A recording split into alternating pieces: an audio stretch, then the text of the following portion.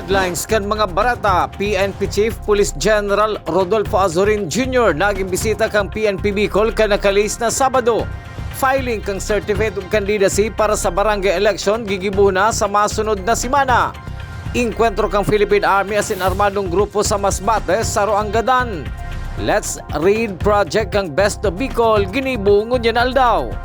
Diyos marhay na hapon. Ako si Mark Mendoza, ang sa indong tagapaghatod bareta.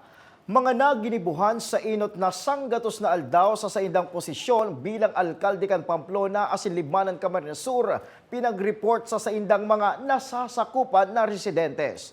Aramon ang kompletong detalles kayan sa report ni Jerome Breeze.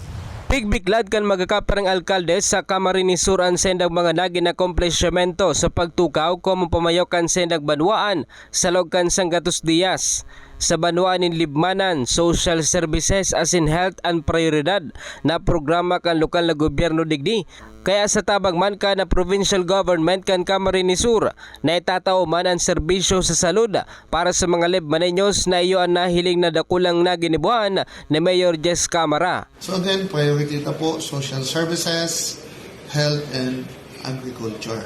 Yan po ang pagtututukan ko sa banwaan ng Libmanan. So, labi-labi ang pasasalamat na po na in the first 100 days, naging smooth po ang transition as in implementation po kan mga priority programs sa banwaan ng Libmanan. At sinanday po, dapat na maikaila po, iyo po ang kalinigan sa 75 barangay kan sa tuyang banwaan. Sa banwaanin pasakaw sa pagi ni Mayor Jojo Bengua como pagsunod sa mandato kan DILG na inuton ang dapat inuton kaya pighanapan in paaga ni bang mga dapat na ma-improve na mga opisina kan LGU sa pasakaw tanganing mas makatabang pa sa mga namamanwaan. Gunya na aldaw nakatalaan man ang pagsagibo ka na SOMA o State of the Municipality Address sa pasakaw tanganing may report sa tao ang mga naginibuhan sa pirang aldaw na pagtukaw como alkalde. So parang nag-ibot ang mga gabos yan, nag-planning kita, nag-CDPLA, nag-iikot kita sa gabos ng mga department, mga opisina sa laugang munisipyo. So, pigbisita ta sa mga manlain-lain na mga edipisyo digdiyo sa laugang munisipyo tarig mahiling ta kung ano to mga dapat ang lagyan lagyan ta mga improvements development. So, yun, nahiling ko man medyo magayon man si 100 days ko man at least ko nagibo ko itong dapat mga inuton talaga kasi mandate kang mandato sa kan DILG na ang 100 days dapat iyan ang giribuhon may order ang samuya ng DILG na ito mo dapat irinuto. Sa tercer distrito kan Camarines Sur sa banwaanin kanaman paghaman kan Central Business District man nasaro sa prioridad na proyekto ni Mayor Nelson Legaspi nasaro sa makakatabang sa ekonomiya kan banwaan. Ang pinaka most priority talaga na sa tuyang gustong hamanarigi sa tuyang Central Business District. Ini sa tuyang market, intermodal terminal. Well, in fact, ang sa tuyang terminal shade, hamana. Ang sa tuyang isolation facility, hamana. Pero sa kakulangan ka sa tuyang sintabos, nakadepende sa naman kita sa IRA. And may iba man kitang piga-asahan na loan pero di pa man nare-release. Ang iba, may para sa nare-release pa lang. Asa itong talagang nakapokus po talaga kita. Hindi kita nakapokus ako yan. Sa establishment kaning Central Business District, tanganing ining sa tuyang mga street vendor, ang terminal, mabugtak na po sa tamang lugar. Para sa GNN TV 48 Naga, Jerome Breeze, Newsbreak. Mientras tanto, sa maabot na petsa 18 kan presenteng bulan, mapaabot man kan sa iyang State of the City report si Alkalde Nelson Ligacion para sa primerong sanggatos na aldaw kan pagiging alkalde kang Naga sa ikaduwang term of office.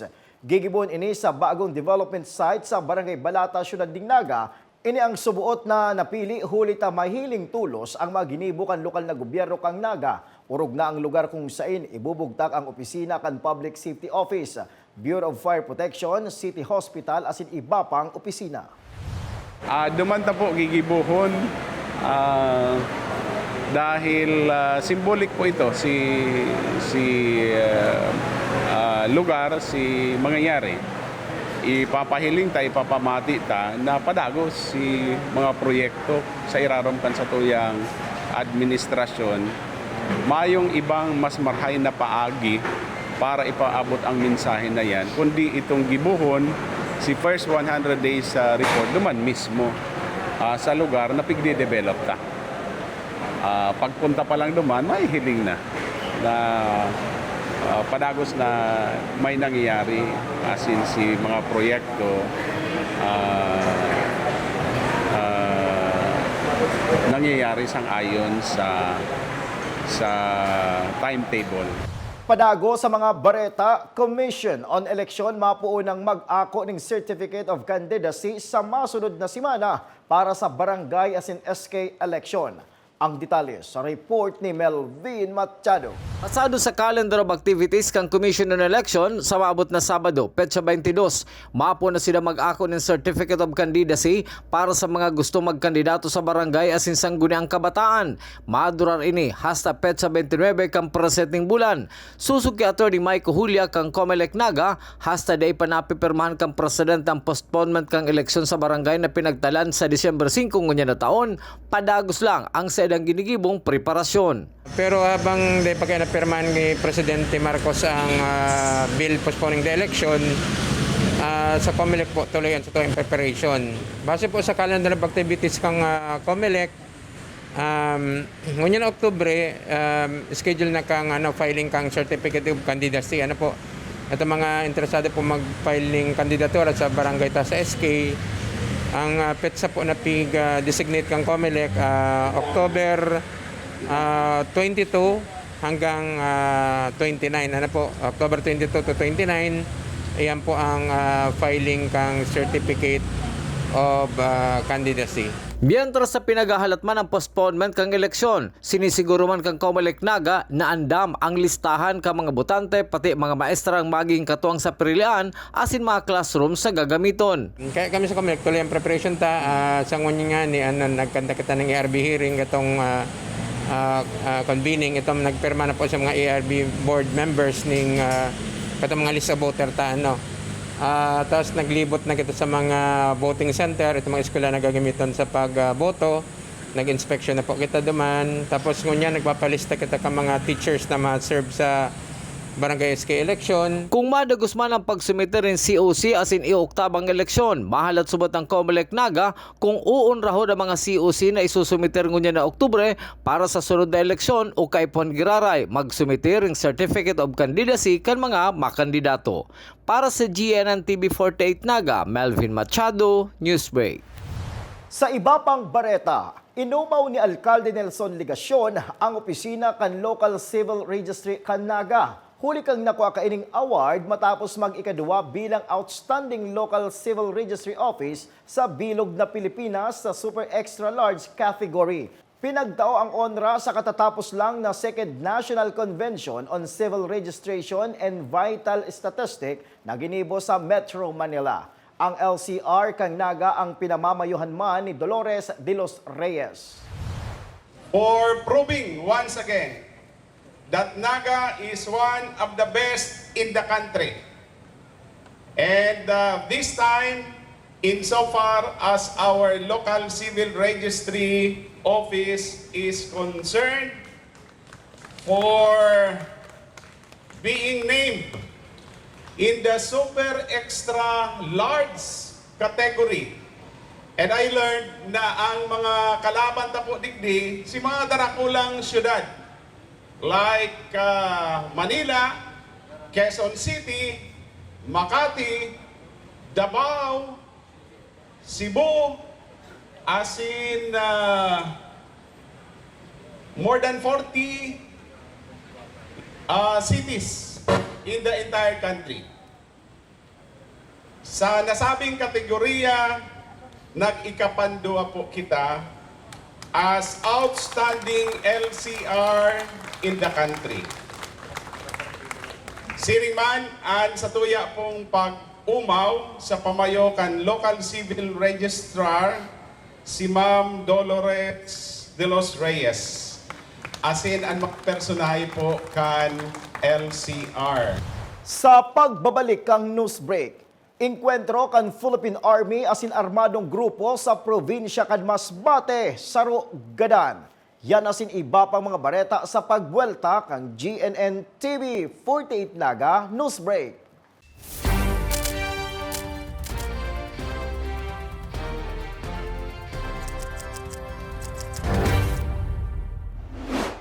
Mas pinalinaw, mas pinalakas, mas pinalawak.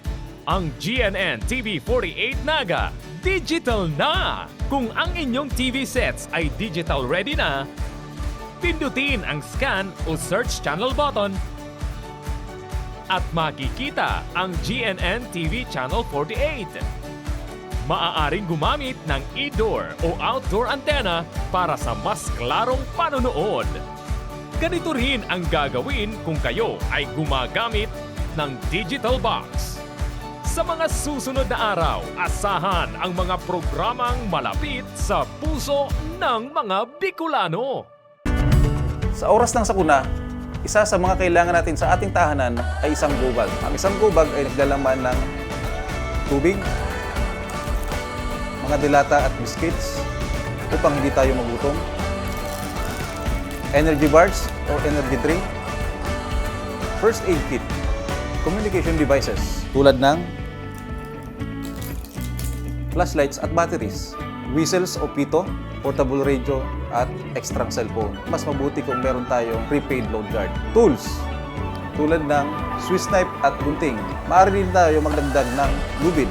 At huwag natin kakalimutan ang hygiene kit na naglalaman ng sabon, tissue, toothpaste, toothbrush at face mask.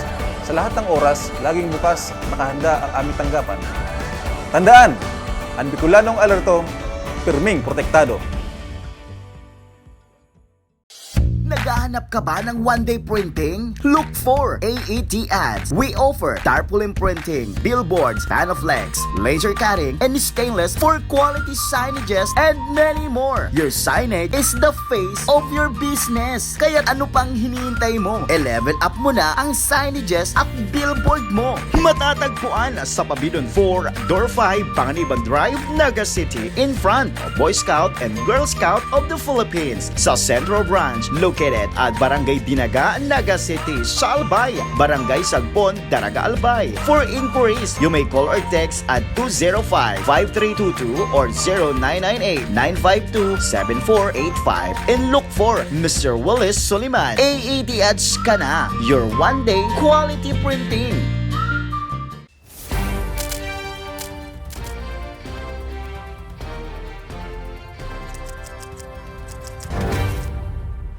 Padago sa mga bareta, PNP Chief Police General Rodolfo Azorin Jr. nagbisita sa PNP Bicol kang nakalihis na Sabado. Aram mo kompletong detalye sa report ni Melvin Machado. Bisita kang nakali sa Sabado kang PNP Bicol si PNP Chief Police General Rodolfo Azorin Jr. Inatindiran man kaini ang nagkaparang aktibidad na pinagandam kang PNP Regional Command 5 sa pamamayo ni Police Brigadier General Rodot Dimas. Kabalin sa inatindiran ni PNP Chief Azorin yung pakikipag-ulay sa mga dating rebelde na nagbalik loob na sa gobyerno. Pinanginotan magkanyang pag-turnover sa PNP Bicol kan mga badil asin combat helmet. Sarong pinakarhay na patrol jeep ang pinagtuaman sa Bulusan Municipal Police Station. Si PNP Chief Azorin man ang bisita sa inauguration kang tagapagpatupad multi-purpose building diyan sa loob kang kampo General Simeon Ola. Biantras tanto dahil man pinalampas kang general na makaulay ang sa mga tawan sa PNP Bicol sa pamamayo ni Police Brigadier General Rodot Dimas. Para sa GNN TV 48 Naga, Melvin Machado, Newsbreak. Bareta, sarong senior citizen binagbawianin buhay matapos ang ginibong payout sa Banuanganin Kanaman Camarines Sur. Aram mo ang kumpletong detalye sa report ni Jerome Breeze. Agos nang binawinin buhay ang sarong 64 anyos na senior citizen na babae matapos ining madismayo sa ginibong payout kan na DSWD kan nakaging Sabado sa People's Center kan Kanaman Camarines Sur. Sigun kay Mayor Nelson Legaspi, ang biktima pigbisto na si Hinidina Tayaw, 64 anyos, kan na barangay mga yawana kan nasabing banwaan. Bago pa man ang payout, pigdara na sa ospital ang biktima matapos ining madismayo. Alaga dala 2 din hapon kan kaparehong aldaw na ideklara ini nga mayo ng buhay. Garo nagkasiribot si mga tao. Pagkatapos yung opening prayer, nagtukaw, then parang nalipat na siya, nawalaan malay. Pero immediately, right after kato, pag siribot na ito, niya na sa to yung medical team, niya na sa to yung duwang ambulansya, ang patient transport, saka ambulansya, kan RHU. Immediatamente, pigkwen siya, pig-rescue siya, and dinalagan nga ituloy siya sa hospital. Pero mga 2 o'clock in the afternoon, nagbarita sa kuya sa tuyang DSWD na unfortunately binawian ang buhay. Pangapudan na sanakan alkalde sa DSWD na lugod mataw ani napansin ang mga nakapila, lalo na ang mga may edad na kung nasa delikado nga sitwasyon ana sendang saluda pag nasa pila. Magid ang mga senior citizen pigabisuhan man na dapat may kaibahan na paryentes kunin kaso mapila sa payout kan senior citizen na mabantay tangani nga maagapan. Sa kuyang malinaw na advice, de pag kung ansendong mga magurang or beneficiaries mismo medyo may kamatian, de pagpasuloon. Isip ko kaya tama itong sinasabi mo na kwarta kaya talaga inaagapan ninda sa pangangaipo.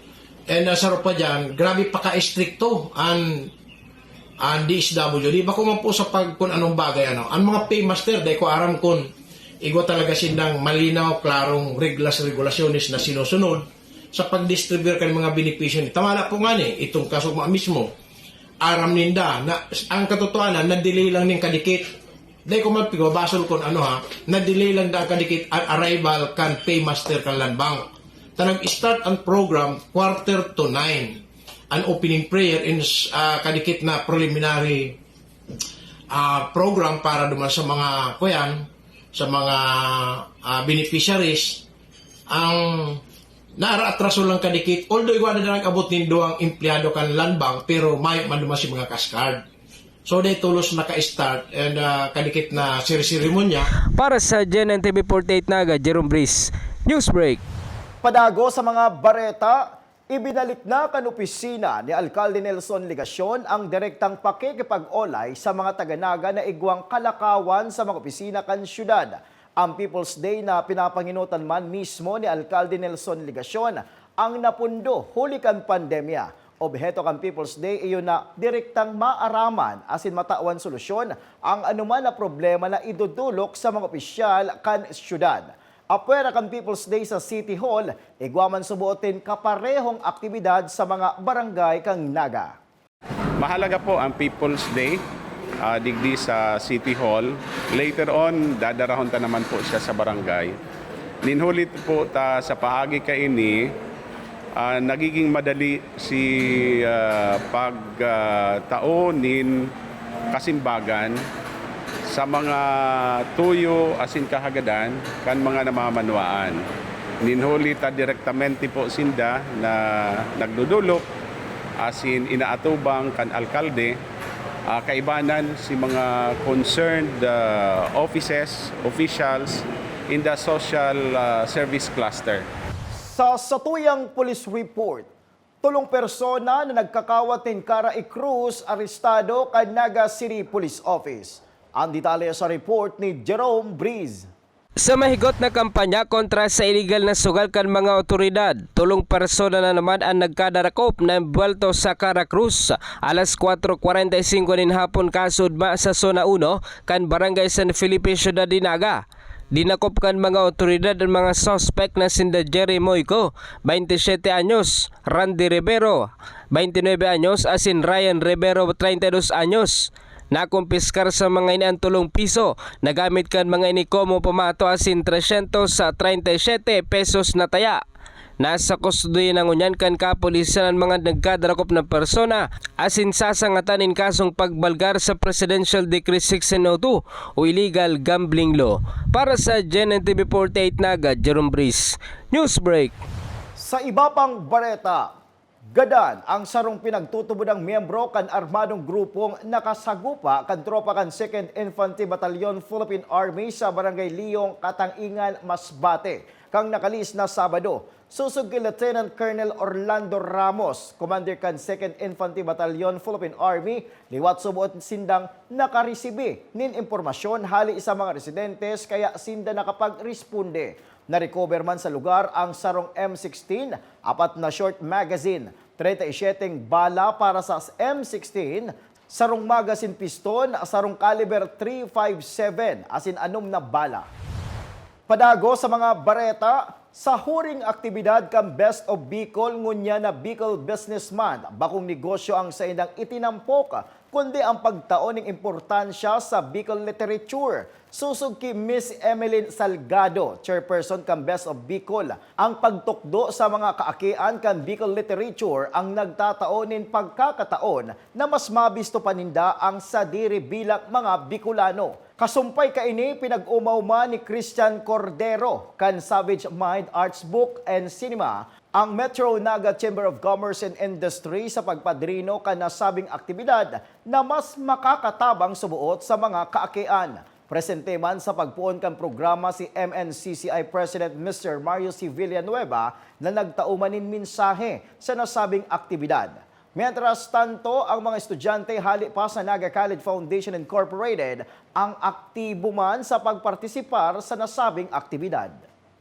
Mahalagang-mahalaga ho kasi unang-una yung consciousness po nila sa sa Bicol literature, nagre-reflect po yun sa natin sa cultural heritage natin, yung mga binabasa po ng mga Bicol poems, fables, po yan, nakakapagbigay ng consciousness dun sa identity po ng mga bata bilang Bicolano.